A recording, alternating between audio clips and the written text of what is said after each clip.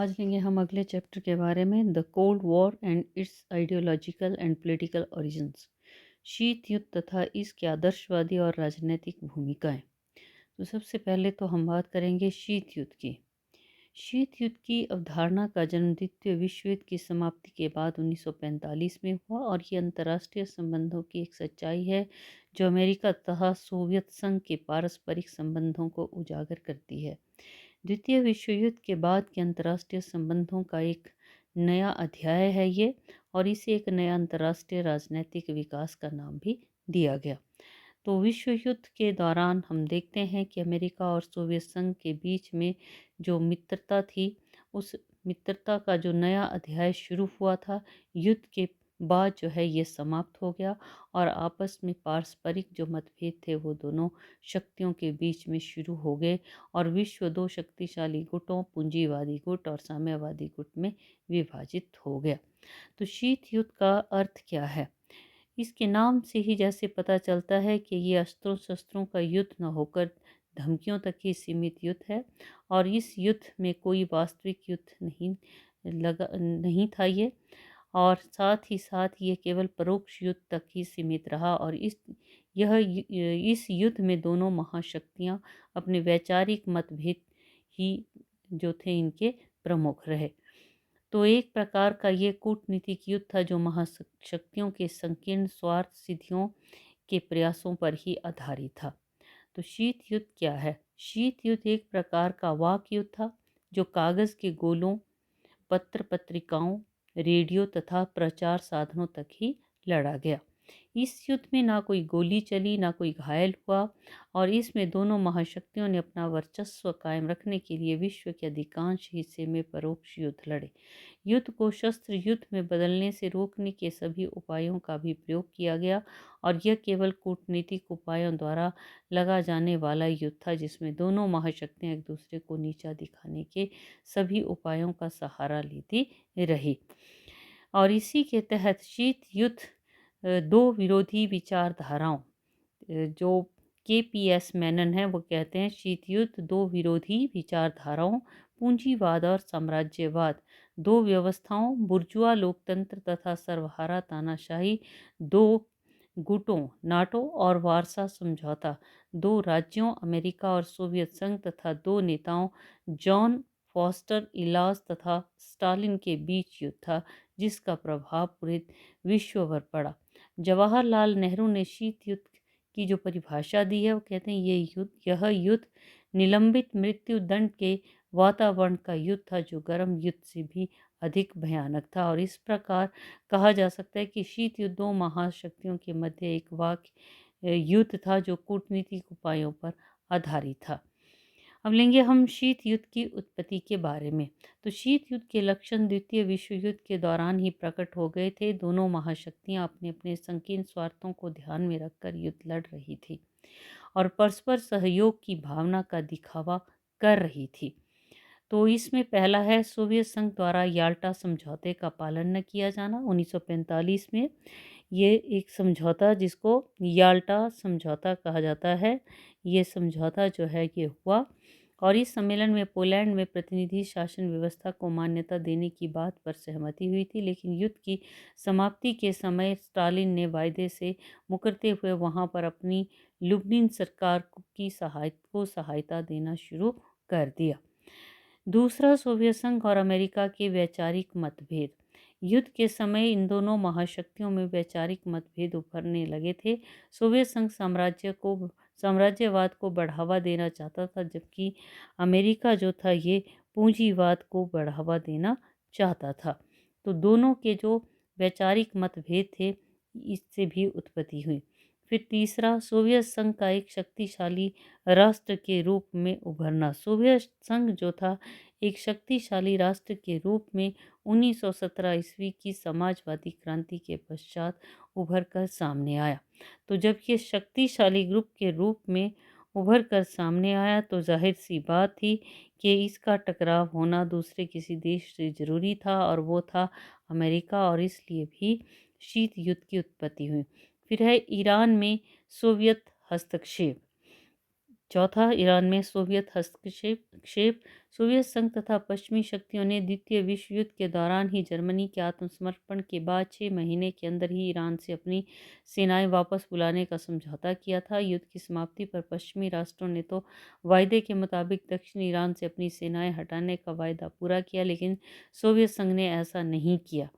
फिर है टर्की में सोवियत हस्तक्षेप। टर्की की जहां तक हम बात करें तो द्वितीय विश्व युद्ध के बाद सोवियत संघ ने टर्की में अपना दबाव बनाना शुरू कर दिया। उसने टर्की पर कुछ प्रदेश और बास्फोरस में एक सैनिक अड्डा बनाने के लिए दबाव डाला। अमेरिका तथा अन्य पश्चिमी राष्ट्र इसके विरुद्ध थे और इस दौरान अमेरिका ने ट्रूमैन सिद्धांत का प्रतिपादन करके टर्की को यह हर संभव सहायता देने का प्रयास किया ताकि वहां साम्यवादी प्रभाव को कम किया जा सके, तो इससे भी शीत युद्ध को बढ़ावा मिला। फिर यूनान में साम्यवादी प्रसार। यूनान 1944 के समझौते के तहत यूनान पर ब्रिटेन का अधिकार उचित ठहराया गया था, लेकिन दूसरे विश्व युद्ध के बाद ब्रिटेन ने अपने आर्थिक विकास के दृष्टिगत वहां से अपने सैनिक ठिकाने वापस हटा लिया। सोवियत संघ ने यूनान में गृह युद्ध छिड़ने पर वहां के साम्यवादियों की मदद करनी शुरू कर दी। पश्चिमी शक्तियों पर परंपरागत सरकार का समर्थन करने के लिए आगे आई। अमेरिका ने मार्शल योजना और ट्रूमैन सिद्धांत के तहत यूनान में अपनी पूरी ताकत लगा दी और इससे साम्यवादी कार्यक्रम को यूनान में गहरा धक्का लगा और सोवियत संघ का यह सपना चकनाचूर हो गया और इससे भी शीत युद्ध को बढ़ावा मिला। फिर है द्वितीय मोर्चा संबंधी विवाद। द्वितीय मोर्चे संबंधी विवाद में विश्व युद्ध के दौरान हिटलर के नेतृत्व में जब जर्मन सेनाएं तेजी से सोवियत संघ की ओर बढ़ रही थी तो सोवियत संघ ने अपनी भारी जान माल के नुकसान को रोकने के लिए पश्चिम राष्ट्रों से सहायता की मांग की थी। तो सोवियत संघ ने कहा कि पश्चिमी शक्तियों को जर्मनी का वेग कम करने के लिए सोवियत संघ में जल्दी ही दूसरा मोर्चा खोलना चाहिए ताकि रूसी सेना पर जर्मनी का दबाव कम हो सके। लेकिन पश्चिमी शक्तियों ने जानबूझकर दूसरा मोर्चा खोलने में देर की, तो इससे जर्मन सेनाओं को रूस में भयानक तबाही करने का मौका मिला। सोवियत संघ के मन में पश्चिमी देशों के प्रति नफरत उत्पन्न हुई, तो ये भी एक कारण बना। फिर है तुष्टीकरण की नीति। तुष्टीकरण की जो नीति थी इसने भी बढ़ावा दिया। द्वितीय विश्व युद्ध के दौरान जो पश्चिमी शक्तियों ने धुरी शक्तियों जापान, जर्मनी, इटली के आक्रमणों के विरुद्ध मित्र राष्ट्रों की शक्ति की बजाय तुष्टीकरण की जो नीति थी वो अपनाई। उन्होंने जानबूझकर अपने मित्र राष्ट्रों को सहायता नहीं पहुंचाई और अपने मित्र राष्ट्रों को धुरी शक्तियों के हाथों पराजित और अपने मित्र राष्ट्रों को धुरी शक्तियों के हाथों पराजित होने देने के लिए बाध्य किया।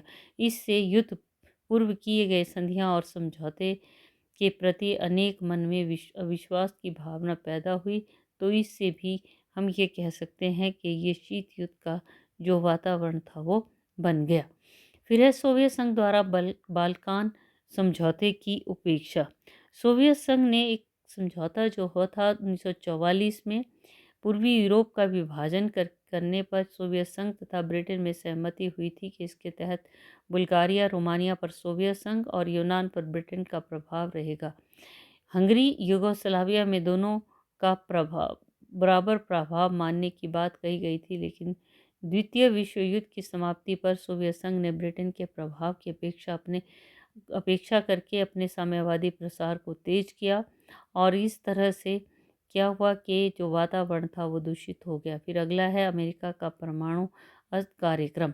द्वितीय विश्व युद्ध के दौरान अमेरिका ने गुप्त तरीके से अपना परमाणु कार्यक्रम विकसित किया और सोवियत संघ की सहमति के बिना ही उसने जापान के 2 शहरों पर परमाणु बम जो थे वो गिरा दिया। अमेरिका ने अपनी युद्ध तकनीक की जानकारी सोवियत संघ को न देकर एक अविश्वास की भावना को जन्म दिया और इससे सोवियत संघ और पश्चिमी शक्तियों के बीच सहयोग के कार्यक्रम को गहरा धक्का पहुंचा। सोवियत संघ अमेरिका के परमाणु कार्यक्रम पर एकाधिकार को सहन नहीं कर सकता था और इससे उसके मन में ये शंका पैदा हो गई कि पश्चिमी राष्ट्रों को उससे घृणा है, तो इसने भी शीत युद्ध की उत्पत्ति में सहायता की। फिर है परस्पर विरोधी प्रचार। परस्पर जो विरोधी विचार थे इनके कारण भी ये जो शीत युद्ध था ये हुआ 1946 में। सोवियत रूस ने कैनेडियन रॉयल कमीशन की रिपोर्ट में कहा कि कनाडा का साम्यवादी दल सोवियत संघ की एक भुजा है। इसे सरकारी और गैर सरकारी क्षेत्रों में सोवियत संघ के साम्यवादी प्रचार की निंदा की गई। तो इससे सोवियत संघ भी सतर्क हो गया और उसने अमेरिका की जोरदार आलोचना करना शुरू किया। मुनरो सिद्धांत इसका स्पष्ट उदाहरण है, जिसमें साम्यवादी ताकतों को पश्चिमी गोलार्ध में अपना प्रभाव बढ़ाने के प्रति सचेत रहने को कहा गया। तो इससे भी हम ये कह सकते हैं कि जो कोल्ड वॉर है उसको बढ़ावा मिला। और इसी के तहत लैंड लीज समझौते का समापन, एक समझौता जिसका नाम लैंड लीज, ये समझौता अमेरिका और सोवियत संघ में हुआ था। तो सोवियत संघ को जो अपर्याप्त सहायता मिल रही थी, अमेरिका ने किसी पूर्व सूचना के बंद कर दी और इस निर्णय से सोवियत संघ नाराज हो गया। तो इसलिए क्या हुआ कि उसको लगा कि अमेरिका की सोची समझी ये चाल है। तो इस तरह से दोनों देशों के संबंध बिगड़े और शीत युद्ध का वातावरण तैयार हो गया। फिर फांसीवादी ताकतों को अमेरिकन सहयोग, जो फांसीवादी ताकतें थी इटली की, तो क्या हुआ, अमेरिका और अन्य पश्चिमी देशों ने इटली से अपने संबंध बढ़ाने के प्रयास किए और इससे सोवियत संघ को शक हुआ कि इटली में फांसीवाद को बढ़ावा देने और साम्यवाद को कमज़ोर करने में इन्हीं का हाथ है। तो इससे भी एक प्रकार का ये वातावरण जो था ये कोल्ड वॉर का बन गया। फिर है बर्लिन विवाद। द्वितीय विश्व युद्ध के दौरान सोवियत संघ का पूर्वी बर्लिन अमेरिका तथा ब्रिटेन का पश्चिम बर्लिन पर अधिकार था। युद्ध के बाद पश्चिमी ताकतों ने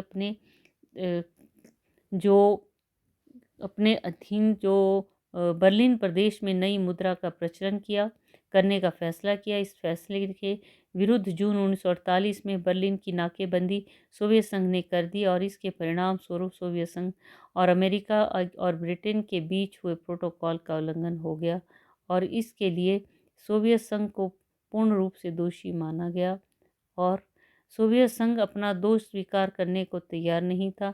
मामला सुरक्षा परिषद में पहुंच गया। दोनों महाशक्तियों के मध्य शीत युद्ध के बादल मंडराने लग गए।